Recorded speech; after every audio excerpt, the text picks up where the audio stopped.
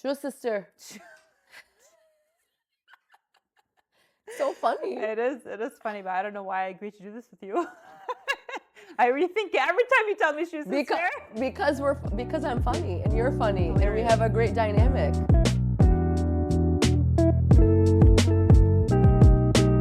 Hey everyone, welcome to our very first episode of Shoe Sister. We're so excited that you're here. This podcast has been a long time coming, and we're so excited to share this journey with you. Not only do we hope to connect as sisters, but hopefully connect with you along the way. Before we get into our introductions of who we are and why we're doing this, I just wanted to let you know that this podcast is going to be about sisterhood, business, motherhood, and really anything real life. And if these are topics and themes that interest you and you'd love to engage in, please click follow at the bottom. And subscribe, like, whatever you gotta do. Yep. We'd love for you to follow us on this journey. Yes. And okay, so let's just get right into it. Let's do it. Okay, so Fadek, I feel like, people kind of know me as kind of the person that will jump right into things and will talk too much. Yeah, talk a lot. I'll jump right into it. I get very comfortable. Me on the other hand, it's gonna take me a minute to open up, but you'll see that. So curious to know why you decided to do this with me. You really want to know? So I have a little bit of an inkling. Yeah. So it was our very first shoot. Yeah. When we decided to reintroduce ourselves at the KKLC as the new operators of the center after Mom retired. Yeah. And you and I had such a good time on camera. That was our first time on camera or doing anything like that together, and it just worked. I was shocked. It just flowed. Fadek, I don't think you and I have had a one-on-one like that. No, we haven't. No. So, that is a big part of, I did back out a couple times, but I think this You remembered. You kept reminding yourself. That, we weren't very close growing up. Yeah. And I think this is going to give us the opportunity to, work on our relationship and connect and get to know each other in a whole new light. Yeah. So it's beautiful. It really is beautiful that, this day and age that you have these types of platforms to do that. Yeah. And, it's nice to also maybe, connect with other people that share the same journey. Experiences. Yeah, absolutely. Yeah. Very, very, very well said. Very well said. I want to add on to, I feel like this is a new era for us. It is. You're turning 36. Yeah. You're turning 36 this month.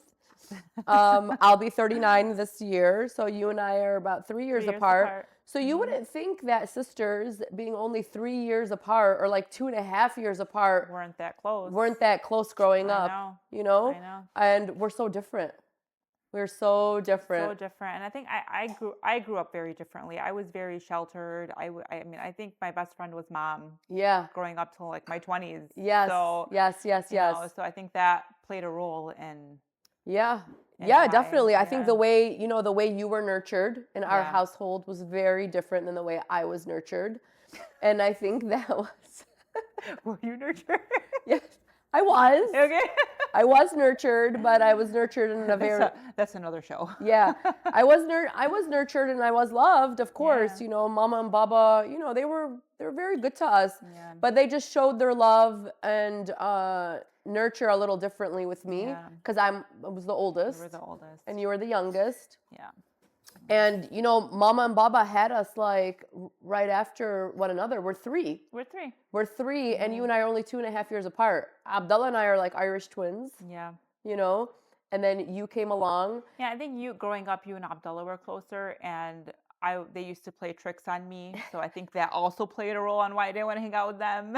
Yeah. They weren't very nice. Yeah. Abdullah and I were definitely partners in crime. We did everything together.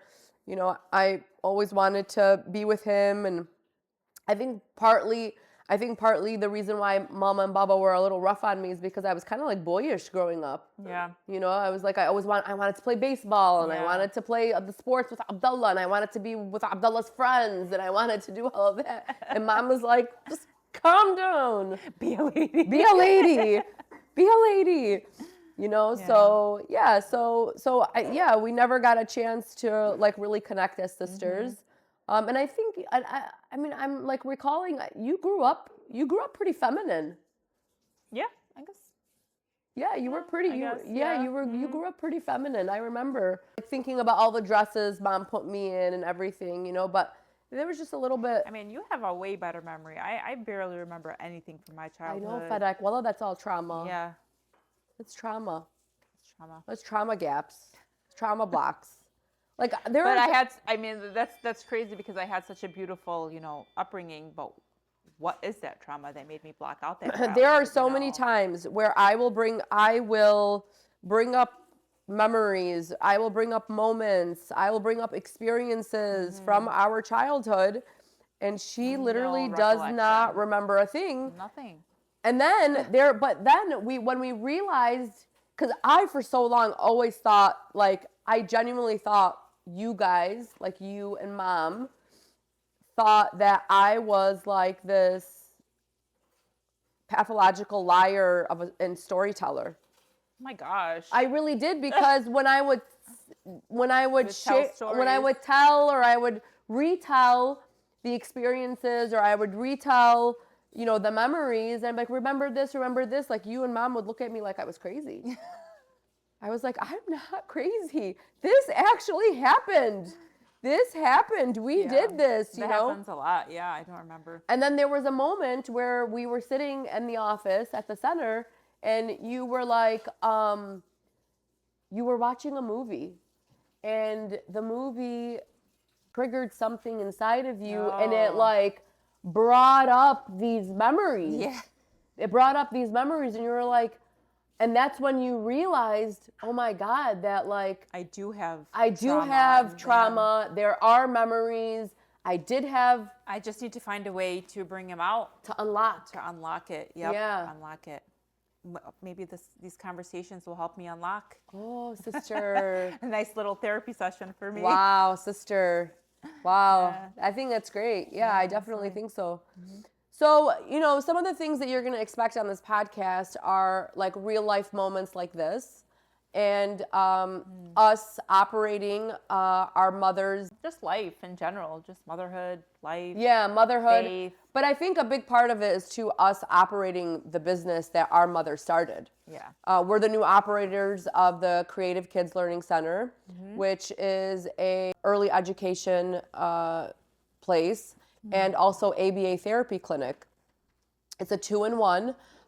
It's a 10,000 square foot building with a lot of room for growth in Inkster, and we're now the new operators of it. So you're going to be learning and seeing us operating a business. Two sisters taking over what their mother started. Yeah. And our mother started this business 30 years ago. Part of being a business, being operators of a business now in this era is building a brand. Yeah. And Absolutely. I never thought, honestly, in a million years that I would be here or running a business, or I never thought I had it in me. But I surprise myself sometimes. Yes. I know. And actually sometimes, even sometimes people underestimate me. Yep. Or maybe I don't really show my true colors because I don't want people to ask anything of me. So yeah. So nobody sees her coming. Yeah. Nobody sees me coming. The way she shows up is so that nobody sees her coming. I've always known your potential, though. Yeah. I've always known your potential, and even from when we were young, I've always wanted to push you. I've always tried to push you. Yeah, I think I just need that nudge. Yes, and I think that's a little bit of why I think there was a little bit of resentment towards me growing up with you, is because I wanted so many different things for you that you didn't want for yourself at the time. Absolutely. And I think as you've come into your, your motherhood, your womanhood, I think you're realizing that I can do it. That you I can have it all. And it's okay to be afraid. Yeah. You know, it's okay to be afraid, and it's okay to make the mistakes. To make mistakes. It's to make the not mistakes. easy, And definitely. it's so much easier when you have your sister next to you, right? Because I feel like Shoe sister. Because I genuinely believe this year, ever since we became, because I've been operating the business with mom, right, for the past 10 years. But the strength and the confidence that I have gained in the last 6 months is something that I have wished for in the last 20 years. Wow. Because with you by my side, I genuinely believe I could do anything. Wow. I genuinely believe that I can make the mistakes. I can have the hard conversations. I can fall and I can break all the bones of my body knowing that I'm going to be okay because I have your support and I have your strength. I will catch you, sister. I'll catch you. I know you will. Oh. I know you will. That's why. Cry. No, I really do. I truly, truly believe it. And now I wish I would have, came in sooner. But it's all good. Everything happens in due time. There's Arabic saying, "Kul shay bi waqtu halo." Yes, there you go. There's an Arabic proverb, and for you, little pearls of wisdom, and So let's introduce ourselves individually. So, I'm Fadek. I'm the younger sister of 3. We have a brother in between us. Like she said, we are now operating the Creative Kids Learning Center. And then we also have, a little side things we do on our own because, at the end of the day, we are our own person. And those little side hustles truly represent our personalities. Absolutely. So those brands in themselves, those companies and those brands in themselves really are like the true essence of who we are individually. And then the KKLC is the hub. Yeah, the KKLC is what brings us together as a family. 100%. So we have me and my family. We have the Daher Family Farm. You might have heard of them. She's an egg farmer. We are farmers, but we currently sell eggs. But there will be more to come. We are a growing brand, definitely, and it's definitely not easy. A lot of labor. Anybody wants to work on a farm, please give me a call. We need the help. They're scaling quite quickly. Their egg business has boomed with the recent recession of eggs. They have come in and saved the day. When did you guys start Daher Family Farms? We started about a year ago, and we had, we used to sell friends and family, local people who knew us. That's all. And then now it's only been a year? We've had it for 2 years, but actually selling products has been about a year. So it took you about a year to kind of build your chicken coop, right? Yep, build the chicken coop, raise chickens. Yeah, raising the chickens. They even start laying. Why chickens? Why not chickens? I don't know. Like, why did you guys choose chickens? Like, okay, so my question is, why did you choose chickens? I mean, like, and then why, and then what, where do you go from here? So I think chickens was, you want your farm fresh eggs. So that's where it started because we wanted our own. Oh, okay. So it was a personal problem this was supposed to that you wanted to solve. This was supposed to be a hobby farm, mind you. This was we had no intention of starting a business like this. It was supposed to be a hobby farm, and then it just became such a beautiful idea, and we wanted to. And then you noticed the need. Yeah, we noticed the need, and it just because any good business is essentially a solution to a problem. Yeah. Right. Wow. So. Okay. Yeah. See, you're gonna learn some things from me, sis. You're gonna learn some things. Yeah. So actually, for me, I would like to be more community based. But my what does that mean? More, community-based agriculture where you just serve the community. Okay. But Ale has other plans. Ale has big plans, but he's a dreamer, and I'm there for it. Why not? We'll see. You're surrounded by dreamers. Yeah, I am. You're surrounded by dreamers. I really am. Our little, that's our little business, and then. How many kids do you have? Oh, I got 4. She's got 4. She's got 4 little chickens. I got 4 beautiful babies.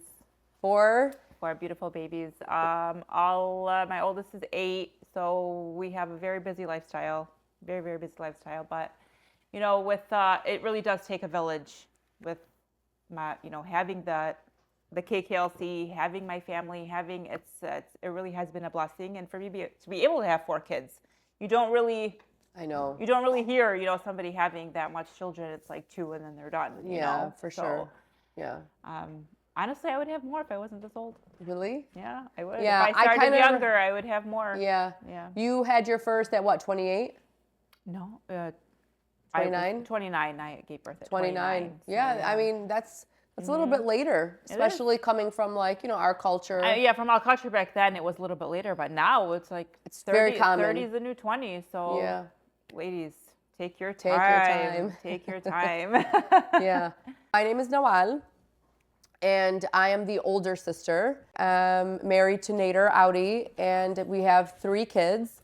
My oldest will be 14 this year. He is entering high school. I have 2 boys and a girl. I started having my children at 25.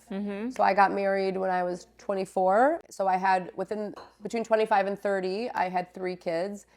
And at the time when I had my daughter, she's my baby, I stopped, and I wish I would have actually had more, because I remember telling you, have one more, like get it out, because I wish I would have had one more. But the state of the human condition and economical immigration problems, because my husband's a Border Patrol agent. It was 2016, and Nader was actually working in Texas and Arizona. He was going back and forth, and for months at a time. And I was just like, at one point, I honestly thought we were going to be moving to the southern border to finish out his career. And I was like, okay, I can't have any more kids. And by that time, I was 30. Now I am going to be 39, and my youngest is 9 years old. And my side hustle is Studious Monday. It's a school uniform brand for Muslim kids. And essentially, I founded the company and built it out of my own personal experience and problems. I was a product of a private school and charter school, and the school uniform options were, there weren't any, actually. There still are. Yeah, there weren't any school uniform options for the little Muslim girl that was me. And, fast forward 20 years, and I was enrolling my children in private Islamic school to like uphold the Islamic traditions.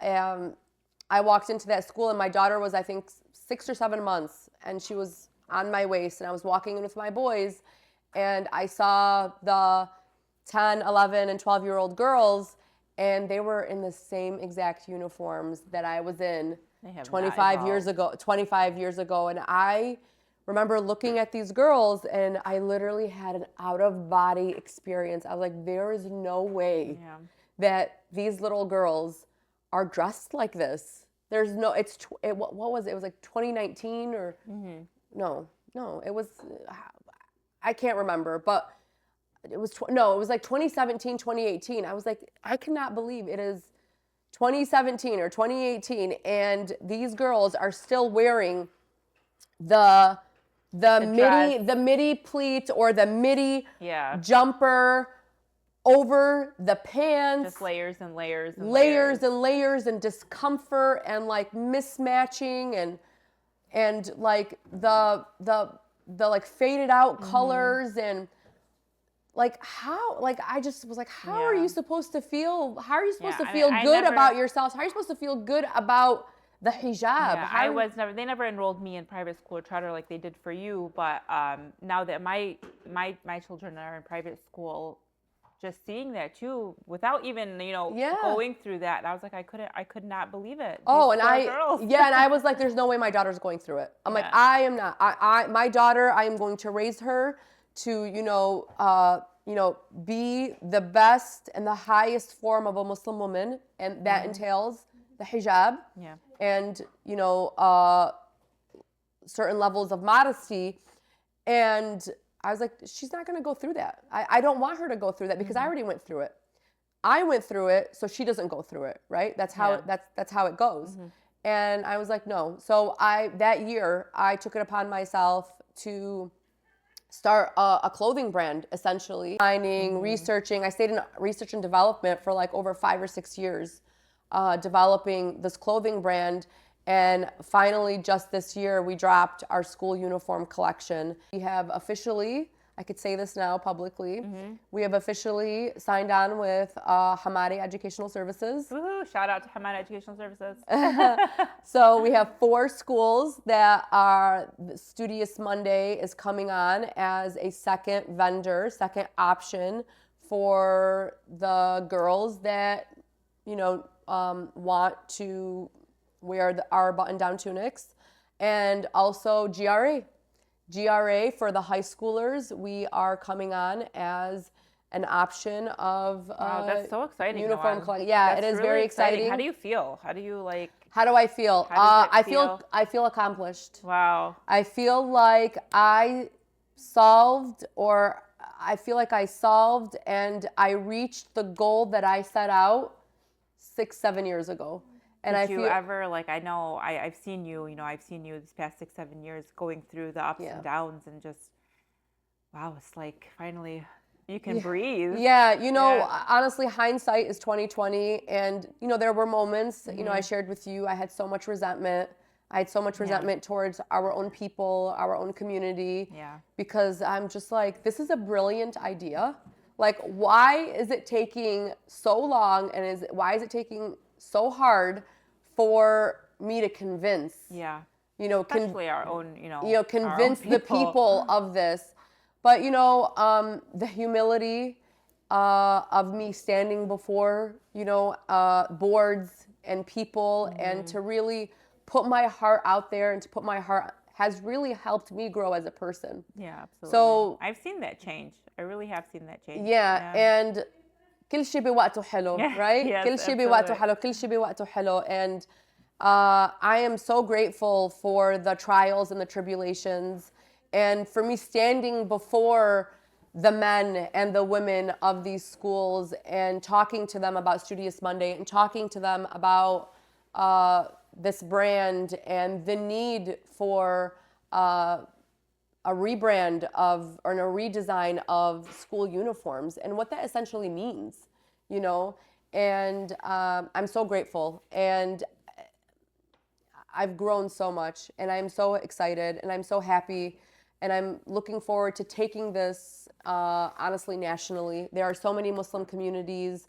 across the nation that I would love to bring this brand to, and our uniforms to, and really supporting our own infrastructure, supporting our own educational institutions, supporting our own children, and in hopes of inspiring other communities. So, wow. You can expect truth.